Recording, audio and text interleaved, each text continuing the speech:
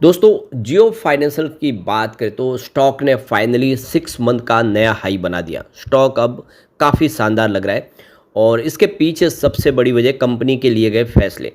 अब आप देखिए तो कल ही कंपनी ने अपनी जियो पेमेंट बैंक में 190 करोड़ लगाने का ऐलान किया और इसने एक माहौल को पॉजिटिव बना दिया। तो बाजार में भी तेजी का वातावरण है। बाजार आप देख सकते हो कि बहुत ही शानदार करता हुआ दिखाई दे रहा है। बीएससी सेंसेक्स 83,700 तक पहुंच गया है और बाजार ने भी बिल्कुल काफ़ी समय के बाद एक नई हाई बना दी है और 86,000 की ऑल टाइम हाई है, उससे लगभग अब 2,500 पॉइंट नीचे रह गया है बाजार। इसका मतलब बाजार एक नया फ्रेश हाई बनाने को तैयार हो चुका है।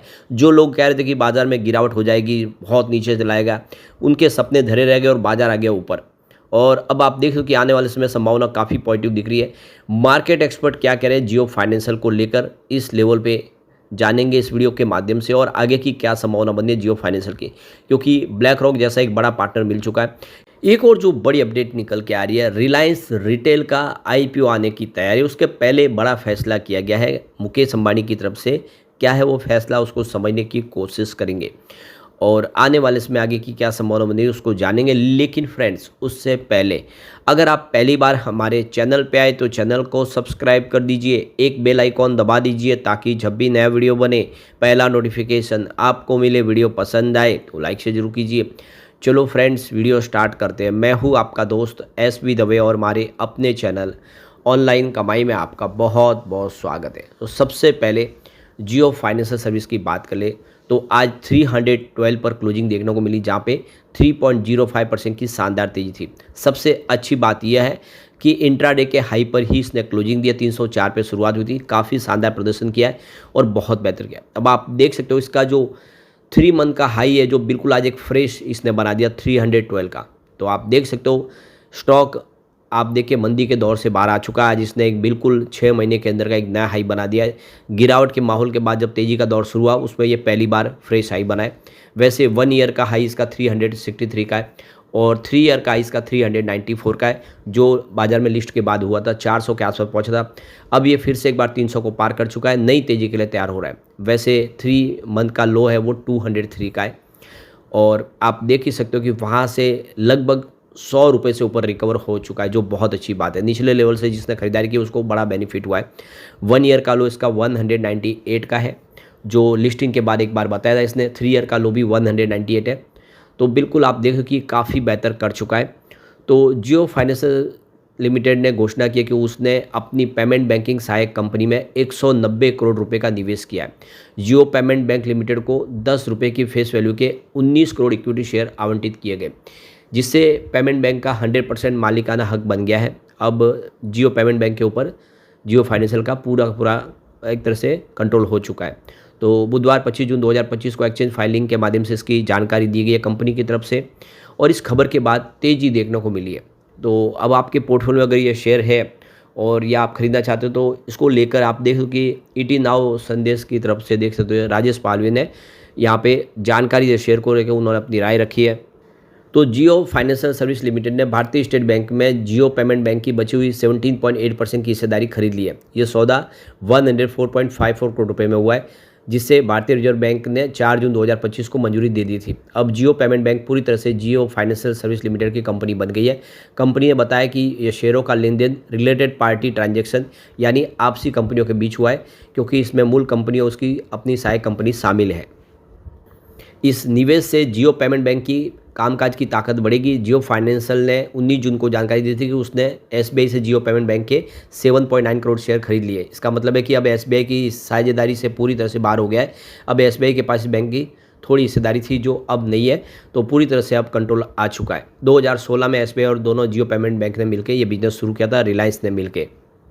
तो मार्केट एक्सपर्ट राजेश पालवी का कहना है कि स्टॉक इस समय काफ़ी मजबूत दिख रहा है और इससे आगे भी तेज़ी की संभावना दिख रही है। हाल में ही कंपनी ने एसबीआई से जियो पेमेंट बैंक में उसकी हिस्सेदारी खरीदने का फैसला किया, जो उसके बिजनेस को मजबूत करने की दिशा में एक अहम कदम माना जा रहा है। जिससे आप देखिए स्टॉक में 200 का करेक्शन दिखाया था, लेकिन अब रिकवरी शुरू हो गई है। स्टॉक फिर से 300 के स्तर पर पहुंच गया है, यानी यहाँ से संभावना काफ़ी पॉजिटिव और आने वाले समय यह बेहतर कर सकता है। तो बिल्कुल काफ़ी ज़्यादा उम्मीद दिख रही है और काफ़ी बेहतर लग रहा है स्टॉक, क्योंकि आने वाले जो समय है वो जियो फाइनेंशियल के लिए काफ़ी शानदार होने वाला है। इसके जो सारे बिजनेस है वो गेम चेंजर है। अब एक और जो बड़ी अपडेट निकल के आ रही है, रिलायंस रिटेल बाज़ार में लिस्ट होने जा रही है, उसके पहले यहाँ पे काफ़ी बड़ी तैयारी कर ली गई है। तो भारत और एशिया के सबसे बड़े रईस मुकेश अंबानी की कंपनी रिलायंस रिटेल जल्द ही शेयर बाजार में लिस्ट होने जा रही है। इससे पहले रिलायंस ब्रांड का मर्जर अपनी मूल कंपनी रिलायंस रिटेल में हो रहा है। रिलायंस ब्रांड्स रिलायंस रिटेल की ही कंपनी है। यह लग्जरी और प्रीमियम सामान बेचती है। सूत्रों के अनुसार यह विलय रिलायंस रिटेल को और मजबूती प्रदान करने के लिए किया जा रहा है। यह विलय रिलायंस के रिटेल कारोबार को और बेहतर बनाने की योजना का हिस्सा है। आजकल बाज़ार में मांग थोड़ी कम है, इसलिए कई बिजनेस का मर्जर किया जा रहा है। इससे काम करने में आसानी होगी, खर्च में कटौती होती है। तो रिलायंस ब्रांड्स की शुरुआत 2007 में हुई थी। अब ये रिलायंस रिटेल के अंदर ही एक डिपार्टमेंट के रूप में काम करेगी।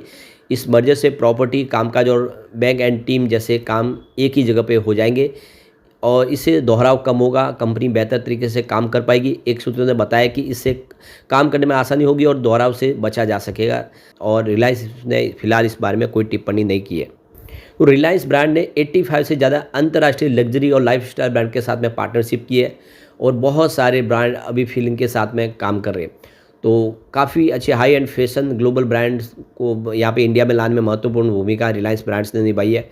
और आप देख सकते हो कि कंपनी अब तक किसी नए सीईओ की और या प्रेसिडेंट की अपॉइंटमेंट नहीं की है। बिजनेस हेड पहले से ही रिलायंस रिटेल बोर्ड को ही रिपोर्ट करे। साफ है कि लग्जरी डिवीजन को ग्रुप के नेतृत्व और निर्णय लेने की प्रक्रिया में अभी और थोड़ा करीब से इसको जोड़ा जा रहा है।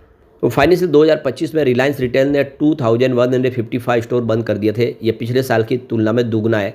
ऐसा इसलिए किया गया ताकि कंपनी का प्रॉफिट बढ़े। मार्च के अंत तक कंपनी के पास 77.4 मिलियन वर्ग फुट की जगह थी।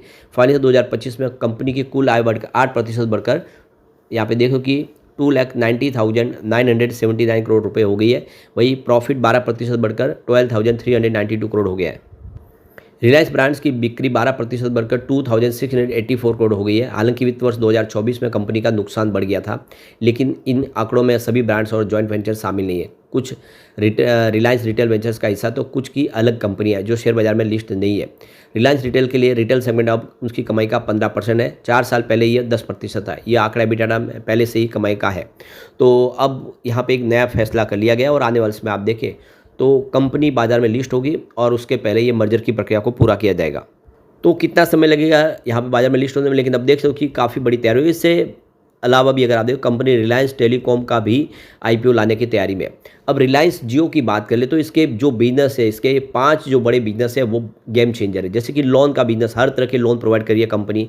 आप देखोगे पर्सनल लोन हो, होम लोन हो या व्हीकल लोन हो, कंपनी सारे और काफ़ी अफोर्डेबल तरीके से लोन प्रोवाइड करिए। इसके अलावा कंपनी इंश्योरेंस ब्रोकिंग में तेज़ी से अपने प्रोडक्ट लॉन्च करी है, काफ़ी सारा बिजनेस करी है। और पेमेंट बैंक में आप देखें तो ऑनलाइन बैंकिंग की सारी सेवाएं आपको मिल रही है। आपको अपने मोबाइल के माध्यम से आप बैंक अकाउंट खोल के सारे बेनिफिट ले सकते हैं। इसके अलावा पेमेंट सोल्यूशन, आपको हर तरह के बिल ट्रांजेक्शन करने हो, पेमेंट लेना हो देना हो, पेमेंट सोल्यूशन की हर सेवाएं प्राप्त करिए कंपनी दे रही है। और लीजिंग का बिजनेस, यानी आपको जो कॉर्पोरेट ऑफिस वगैरह के लिए अगर आप चाहिए तो कोई कंप्यूटर हो, लैपटॉप हो, बड़े बड़े प्रोडक्ट जिसमें सोलर पैनल तक अब लीज पे दिए जा रहे हैं, ये बिजनेस गेम चेंजर है जो आने वाले समय कंपनी को बहुत ऊंचाई पे लेके जा सकता है। ऐसे में हम कह सकते हैं कि आने वाले समय जियो फाइनेंशियल बहुत कमाल कर सकता है और आज इसने एक नई तेजी बना के ये साबित भी कर दिया है। तो आने वाले जो समय में इसमें अच्छी तेजी की संभावना जरूर बनेगी, क्योंकि बिजनेस अब धीरे धीरे करके सारे शुरू होंगे और फिर आप देख दो कि ये कमाल कर सकता है। लेकिन फ्रेंड्स, कोई भी इन्वेस्टमेंट करने से पहले अपने फाइनेंशियल एडवाइजर से एडवाइस ले ले या अपना खुद का रिसर्च करें, क्योंकि मैंने वीडियो आपके एजुकेशनल पर्पज़ के लिए ही बनाया। वीडियो पसंद आए तो लाइक से जरूर कीजिए और चैनल को सब्सक्राइब कर दीजिए। Thank you friends.